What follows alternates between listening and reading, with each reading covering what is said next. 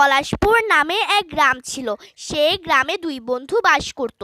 এক বন্ধুর নাম ছিল পিন্টু আর আরেক বন্ধুর নাম ছিল চিন্টু। এক বন্ধু শহরে বাস করত, আরেক বন্ধু গ্রামে বাস করত। শহরের বন্ধু কিছুদিন আগে এসেছিল। সে গ্রামের এক ঘন বন জঙ্গল ছিল। সেখানে অনেক ভাল্লুক ছিল, তাই গ্রামের লোকেরা সেখানে যেতে ভয় পেত। একদিন পিন্টু বলে উঠল, আরে বন্ধু, অনেকদিন ধরে কোথাও যাওয়া হয় না, চল আমরা ওই জঙ্গলে যাই, ওখানে গিয়ে অনেক মজা হবে।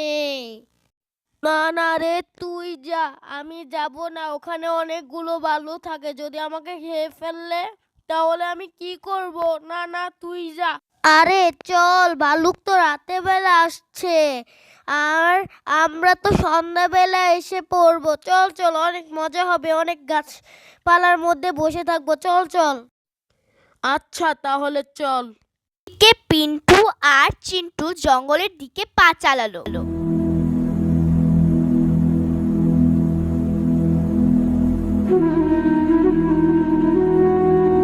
আরে চিন্টু, আমরা তো এত দূর এসে পড়েছি, দেখ কত সুন্দর গাছপালা। আয় আমরা ওই ওই যে দুইটা গাছের মধ্যে বসি, আরাম হবে, বাতাসও চাই বসে ওখানে গিয়ে। এদিকে পিন্টু আর চিন্টু গাছের নিচে শুয়ে পড়ল।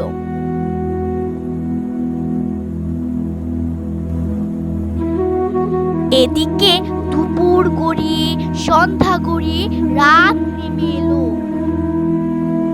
আরে বন্ধু, কি দেখি রাত হয়ে গেছে, এখন কি করি? এখন যদি ভাল্লুক এসে পড়ে? আরে বন্ধু, আমি তো এমনি ডরে আছি, আবার ডর দেখাস কেন? দোস্ত দোস্ত, ভাল্লুক ভাল্লুক। এদিকে তারা দুজন দৌড়াতে থাকলো। বাঁচাও বাঁচাও, আমাকে বাঁচাও, বাঁচাও, ভাল্লুকের হাত থেকে বাঁচাও।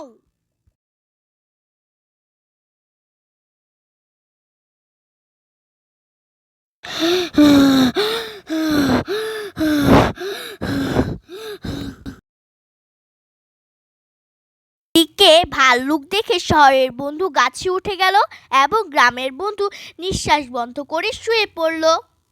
ভাল্লুক তো আবার মরা মানুষ খায় না। এদিকে ভাল্লুক গ্রামের বন্ধুকে সুখে চলে গেল।